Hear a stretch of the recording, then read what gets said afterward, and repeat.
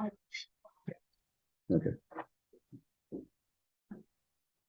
you can start. Okay. Thank you so much for taking the time out and getting on this call with me and agreeing to do this interview. Um, so, as you know, this interview is for the booklet that we're designing, or the Rhodes House is designing for the 75 years of Rhodes scholarships in India.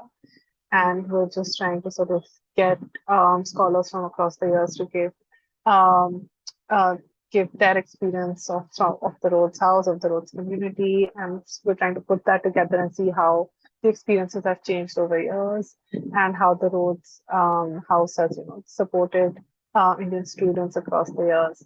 So it's just a few questions related to that. Sure. So my first question is fairly basic. In which year did you get the scholarship and what did you study on the scholarship?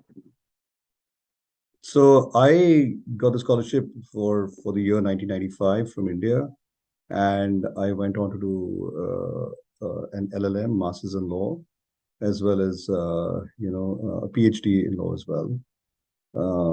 So I was in residence from 1995 till about 1998, and thereon, I went ahead to complete the PhD, which took another about 5 6 months. So I was done by 1999, I think. Yeah.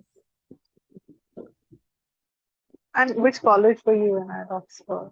So I was at Balliol, and also I did a lot of my research at the Refugee Studies Center, now at the Queen Elizabeth House. That's what it's called now. It used to be called the Refugee Studies program. Yeah. So how did you hear about the Rhodes Scholarship and what was the application process like at the time that you applied? So funny enough, I mean, I was a student at the Jawaharlal Nehru University, where I did my master's as well as the my master of philosophy in international law.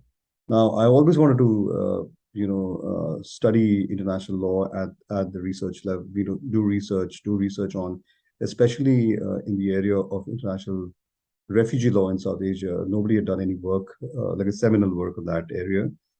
So that was my principal area of interest. How did I hear about the scholarships? I think since I'm from Delhi, one was trying to apply for any and every scholarship to go abroad. I had applied for the LAX. I had applied, I think, for the Felix as well. There was a couple of other scholarships from that in that time. So one was applying for everything.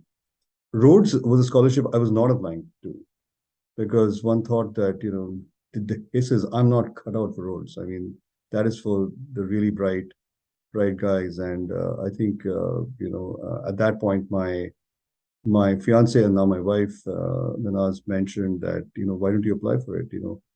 You're applying for everything else. So maybe, why don't you make an application? So which is what I did. And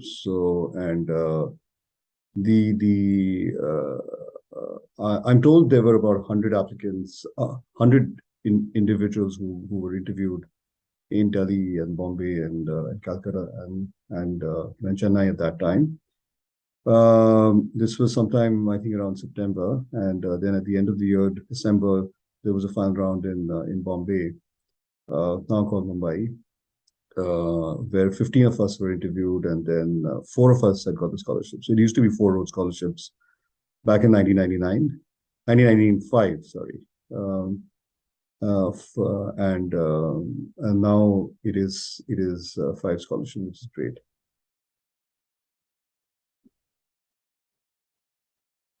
And so what was the application process like? How did you write it? Did you have to submit it physically as scholars had to? Yes, so it used to be a typed out form. So it was really sort of 2 pages with 4 sides to it. And I remember, I think I may have that form somewhere in the old files. So the first page was really like a bio data as to who you are, what you want to do, what have you done till now, all your basic information. And the 2 inside pages had had a limited sort of a scope to write, and you really had to type it out. So you really needed to know what you wanted to write and how much you could type, and there was only one form, so you could not even copy had form, and if you made a mistake. So the left side of the inside of the form was, what are your achievements to date? That was one line. That was a question. And on the right side, the question was, what do you hope to achieve in future? So those were the two things which we had to sort of illustrate. And of course, I was 23 then, and my achievements to date were not as much as it is now. Obviously, it's with the age and with the experience that you accumulate over the years. And so essentially, the application process was very interesting. One had to be very concise in your writing, as to try and illustrate what you have done in the past. So of course, I talked about my achievements, which I had done in school. I went to St. Columbus School in Delhi. Then I went to JNU, so whatever I did there. But I think a large part of it was, I used to do a lot of volunteer work. I was very interested in the area of human rights law, refugee law. So I was doing work with this non-governmental agency in Delhi at that time called the South Asia Human Rights uh, Documentation Center. And I would write a lot of reports for them, with them, as not as a staff member, but as an intern, really, like a volunteer intern. And that helped me actually quite a lot, because apart from the academic end of the understanding of law, I was getting hands-on experience. And I remember there was a very critical report I wrote about the UNHCR, and their functioning in India. And later, I was hired by the UNHCR to work for them. So it was very interesting that on one end, I'd actually been very critical in the report, and thereafter, I went to work for them. And the fact is, I went to work for them because I thought I could be inside the organization and be an instrument of change, which is what I did.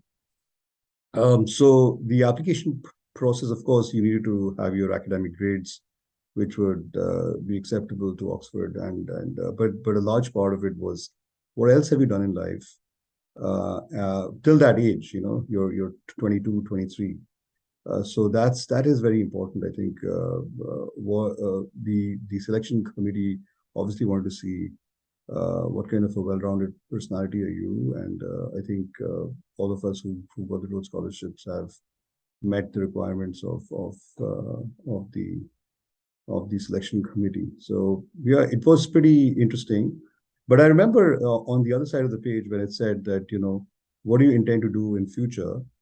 And this was asked on the application process, as well as I was asked this question in the final interview. And I was very at that point, naively but very honestly, said that, look, I'm not one of those Indians who would go to Oxford and study and come back to India and work for the betterment of India. But I said, look, I want to work in the field of refugee law and with refugees, and refugees could be anywhere in the world, and they are certainly. They're just not in India. So somebody had asked me a question. I think Girish Karnad had asked me. He was on my final interview board, and he asked me, "Where do you see yourself in 20 years from now?"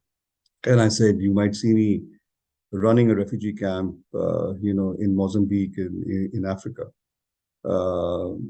So I think later when I walked out of the interview, I thought I should have been a little bit more held back and answered the questions.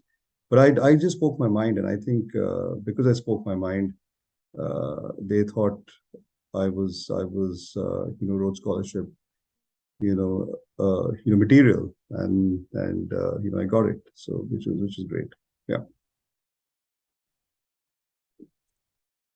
That's insightful to hear. Um, so, my next question is, how was your experience like with the Rhodes community while you were in Oxford? The experience was wonderful. It was actually the four of us who went, and I remember I just spoke to one of them, a few minutes ago, Rupa, and there was Vishal and there was Zal. We were the four Rhodes scholars who went to England, and of course, the Indian contingent was obviously smaller because of the number of scholarships. We were four at that time, so we had four from the previous year and perhaps another four from the year before us. So it was about like 12 scholars. But I think it was just not the Indian scholars. I wouldn't want to make it like that. We had the experience of with Rhodes House. There was this amazing opportunity to meet Rhodes scholars from all over the world. The Rhodes balls were great. All the events were wonderful. It was so one had this opportunity of meeting people from around the world, learning about their experiences, learning about what they do. This absolute this interface and this inter connection with the with the Rhodes community from around the world at that point in Oxford was very very very interesting, and very enlightening. So I would it was one of the most wonderful times of my life. So the interaction, the conversations, the debates were absolutely enlightening.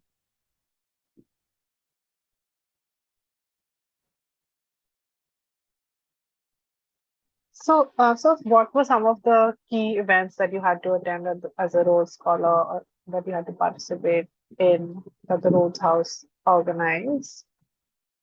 So of course you had the Rhodes Ball, which I still believe it is there. So that was one of the highlights of the Rhodes calendar, as it were. So that was an amazing experience. There was, of course, the initial welcome, which was done by the then warden, Anthony Kenny was a warden of Rhodes House at that time.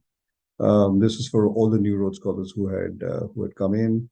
There were these events on which on the day when they used to take that class, at the photograph, which was another event. Um, um, so there were events which were happening, but I believe Rhodes House is much more engaged now. It was not as much as in that time. The Rhodes House under the last two wardens, Charles Conn and now Elizabeth Kish is much more engaged with the scholars, and especially with the scholars who have gone down. So I think that's very important, which is being done, and so things have evolved from the time when we were there to how it is done now. And did you have sort of mandatory meetings with the warden, No, so or anyone those were not else there at else? that time. I know now you have the leadership program, which is very, very, very good. So those are things which are very new. I was actually up in Oxford last October.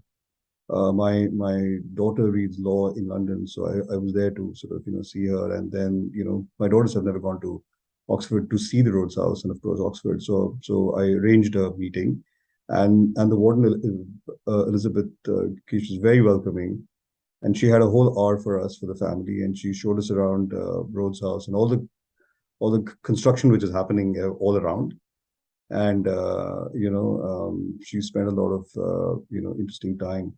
So I think those leadership programs, the engagement with the alumni, I think it's very very important what has been done. That was not there at that time, of course. Things have become much more open. The most wonderful thing is that the Rhodes Trust and the Rhodes House is run by Rhodes scholars, which was not there at that time. It was quite, I would say, quite archaic, you know, British aristocratic style of operation at that time. There was Sir Anthony Kenny. It was very formal. It was very, very Oxford-like of the old times. But I think since Charles Conn came, and he was American, and Elizabeth is also American, so there is this wonderful American, openness this touch about being open, the touch about being engaged. Elizabeth is wonderful. I've met her on numerous occasions in here in Toronto, where I live, because I've been very active with the Canadian Association of Rhodes Scholars here for the last so many years. I've been the vice president of CARS in the past 6 years. And now we would have our 75th anniversary of the Indian Rhodes Scholarships in the next 2 weeks, which would be a wonderful time for all of us to meet, or many of us to meet, and to engage, and as to what we could do as Indian Rhodes Scholars who are, wherever we live on this planet, it doesn't really matter, but how do we engage ourselves? So, but the advantage of now over then is really there was no social media at that time. There was no Facebook, there was no, WhatsApp groups. So the connectivity was minimal. And that goes for every other alumni network of friendship for that matter. I mean, people who were in school with me, we lost touch, and then we again, got back in touch because of Facebook, because of WhatsApp. So things have become much better organized, and for somebody like you, Mespa, this will never be an issue. I mean, you'll always be connected as a scholar, and beyond when you complete your studies in Oxford, and you are out there in the world, you'll always be connected. So things have improved, things have evolved, things have this thing about engagement with Rhodes Scholars in residence, as well as Rhodes Scholars who have now who are across the world, is extremely useful. And I believe this is very important for the purposes of networking. People, when you have had this amazing opportunity of being a Rhodes Scholar in Oxford, but when you finish, there are all these challenges as to where do you go now? Where do you find a job? Where do you find your footing in life? And if you have the mentorship program, for that matter, which I'm told happens. If you've had the opportunity of the mentorship program, if you had the opportunity of accessing a database of scholars who are around the world, who are doing well in any and every sphere of their lives, this is very, very useful, which is very sort of engaging for scholars and for an advancement in life. So I think those are things which were different then, and it's a lot more right now. Though I have to say, I've not had all the insight of what's going on in Rhodes House, and I intend to be much more engaged with them now than I was, say, a few years ago. Yeah. So how did you maintain like a sense of community with the Indian scholars? What were some of the things that you did when you were homesick in Oxford? So again, I mean, I would not just put it at Indian scholars. I don't want to, you make friends, and your friends do not necessarily have just to be Indian when you're outside of India. Thankfully, I did not fall sick when I was there. But I had the opportunity of meeting some amazing people who I'm still in touch with, and being in touch with them, and engaging with them, and so the community was actually just not they were just not the Indian Rhodes Scholars, but Rhodes Scholars from anywhere and everywhere, from the United States, from Canada, from Australia, from the other parts of the world. And of course, now we have many more Rhodes Scholarships from newer territories like China, and from the UAE, and from other areas. And now you have these two global scholarships, which are amazing, which I think should be expanded even more. I mean, this is something I've mentioned to Elizabeth, that the two scholarships. Of course, it is a lot of money to endow a scholarship in eternity. You need about £5 million to endow it and to endow every scholarship, which can be there forever. This global scholarship is, I think, very, very important because it's just not tied to a country. It's just not tied to. It gives the reach and the breadth of the Rhodes scholarships to be truly global, and it can be unfortunate for people from a country where there are no Rhodes scholarships, but now they have the opportunity of applying for these global scholarships. It's a little like how it was in back in the days and still is. I mean, can you change the nine scholarships for Canada? You cannot, because it's part of Cecil Rhodes' will. Now, nine scholarships for a country which has a population of 36 million. And I was told the other day that in some constituencies inside Canada, you might have five applications for one scholarship. Vis-a-vis India, for example, with a population of 1.3 billion, and now having only five scholarships. So it's a work in progress. It's just not enough to say that, how do we amend or change this historical wrong? Certain things you cannot, because it was part of the will of Cecil Rhodes. You had these 32 scholarships for America, and you had the nine for Canada and nine for, I think, Australia. So you had these scholarships which were his initial vision of for white male men to come to Oxford and to study. But things have changed, and things rightfully have changed. And this thing about having more scholarships from around the world and having these global scholarships are very important. I think that's the future.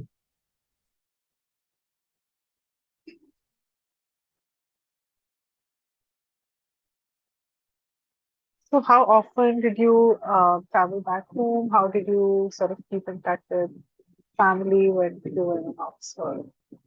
Yeah, so I remember. So good question. So there was again no WhatsApp calls, so calls were very expensive. I remember the first time I had to call home was it cost me about 20 pounds. So we had you didn't have a cell phone at that time. I'm talking about 1995. So you had to use these pay phones, and those pay phones would really sort of eat up all your money. So the first call was 20 pounds when our scholarships used to be the stipend used to be about, I think about 750 pounds at that time. So it was quite a hit, the first call. So we would call home once a week, perhaps, ration it. And travel back was actually quite good. In fact, because of my research was South Asia based, I wrote a PhD. My doctoral research was on international refugee law in South Asia, and I got grants from the Rhodes House to travel. So the first time I went was to Bangladesh, to the refugee camps, the Rohingya refugee camps, which is still an issue right now. So I went into Bangladesh, and I went to a place called Teknaf, which is right on the Burmese border. And there was the refugee camps, and I did a lot of empirical research there. I have gone back to those camps as a UN staff member, but those were times which obviously gave me an opportunity also to visit family. Funny enough, I was 24, and I was already sort of dating my wife, and as a Rhodes Scholar, you could not marry at the time of application, but in residence you could. So that was very interesting. So one of the trips I came back home in '97 to India, and we got married. And and Ranjit Bhatia, who was the earlier national secretary of the Rhodes India, and of course Veer Chauhan, who was the national secretary for Nandan, were at the wedding.